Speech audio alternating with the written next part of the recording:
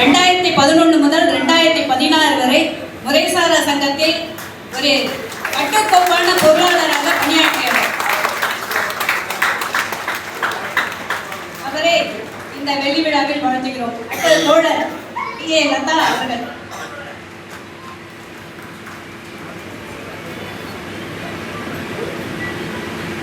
லதா தோழர் அவர்கள் எங்கெல்லாம் உருவாக்குனவங்க, எங்களை இந்த ஃபீல்டில் கொண்டு வந்தவங்க, எங்களுக்கு பயிற்றுவித்தவங்க. பெண் என்றால் இப்படித்தான் இருக்கணும், ஆணாதிக்க சமூகத்திலே நம்ம வளர விட மாட்டாங்க, நாம சண்டை போட்டு தான் வளரணும், நாம எல்லாத்துக்கும் சண்டை போடணும்னு சொல்லி எங்களுக்கு அதை சொல்லி கொடுத்து ஒரு தலைமை பொறுப்புக்கு கொண்டு வந்தவங்க இவங்க. 2004 இருந்து 2015 வரையும் 2017 இருந்து தற்போது வரையும் முறைசாரா சங்கத்தின் தலைவராகவும் வீட்டு வேலை சங்கத்தின் தலைவராகவும் செயல்பட்டு வருபவர்.